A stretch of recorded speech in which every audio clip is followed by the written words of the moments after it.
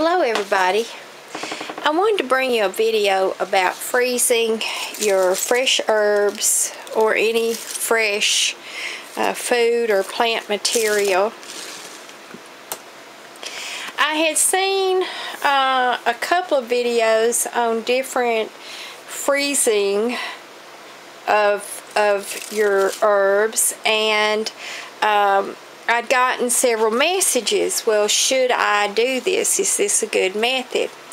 And of course, being a farm kid, I was raised up where we would snap peas or cut corn or shell beans, snap beans, and we would put them in Ziploc bags and put them in the freezer. And that was one way of preserving our food instead of canning, so that it would be fresh. And that's where you get most of your nutrients from, is from fresh. So I pulled some leaves and I stuck them in the fridge, in the freezer, and it actually was a type of drying method. They've mostly dried, but where they were touching each other, they didn't fully dry. Right here, I can pull that up closer for you. They seem okay, but this is different because this is a leaf. If you had something with more mass to it, or if you had this in bags, I don't know how that would translate. Now, the one thing I want to caution you about is, and I don't know if you live off the grid or in a in a metropolitan area or a small town or a medium city, or where you live, but you know, electricity is everywhere, and I live in the TVA, Tennessee River Valley Authority, and we have hydroelectric power here, and I live right next to a river, and you'd think we would just have power all the time. Now, of course, there are things that will interrupt your service. We do have good low rates, but there will be days that I come home and I can tell that my freezer, my electricity has gone off. And I've done various tests throughout the years that I have lived here, and yes, there will be days that I come home and my clocks are flashing and my computer is on and my weather radio has turned on because it's being shut off and then come back on. Now, I don't know how long it stays off, and I know that there have been times that my food has been affected. Now, one of the things that I do is I fill empty plastic jars. Like if I have a water bottle or a jug, that occasionally I will buy tea. So if I have an empty jug or something, when I get done with it, I rinse it out, I fill it with water, and I put it in my freezer.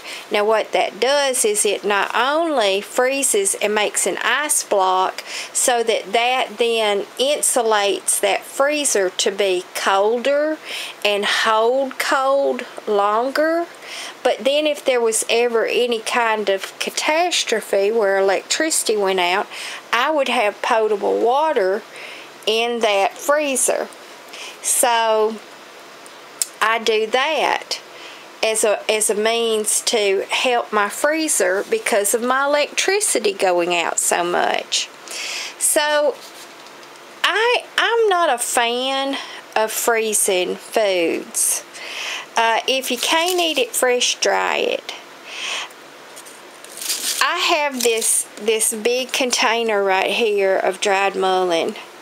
Now, it's dry, and I can keep it in here for a long time, and then go into it and pull from it.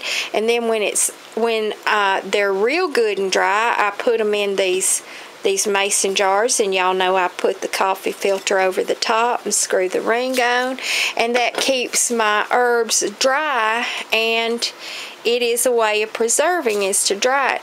Now, I don't advocate using an oven or a heat dehydrator, and that is because that can change the chemicals in your herbs. I know, especially with these resin or sap containing plants, it can affect them negatively, the chemical compounds in them. Drying, just air drying is simple enough. The bags, those mesh bags, that when I fill it with leaves and I set it in front of the fan, it'll dry in 24 hours with that fan blowing on it. So, you know, that's good enough. As hot as it's been, you can use your car, your vehicle, like a dryer. But that's one of the things that I don't think that freezing is the way to go.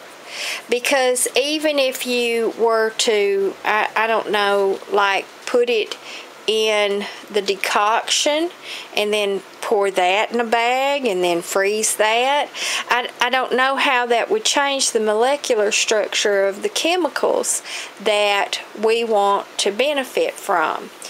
Some plants, heat releases the chemicals, and that's the way to get to the chemicals. Some plants, the heat destroys the chemicals, so we don't want to heat them, and we want to eat them fresh if we can at all.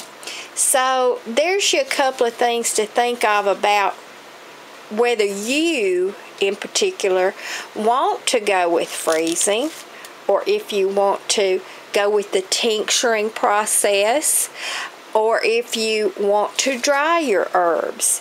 There's many different ways to preserve your herbs. The biggest, most important thing, though, is to gather them and stash them. Get as much as you can and keep it. Make sure you've got plenty on hand. So that was my little experiment with the freezing of the leaves. It didn't really show me anything. You know, the leaves are still usable. I can still put them in a tincture or put them in a decoction, or I could eat them raw, but they're not fresh. I really like the fresh ones. So until my next video, I don't know if this one's been helpful or not, but at least we've gotten another little discussion in. So I hope y'all are having a good day, and until my next video, have a good evening and God bless you.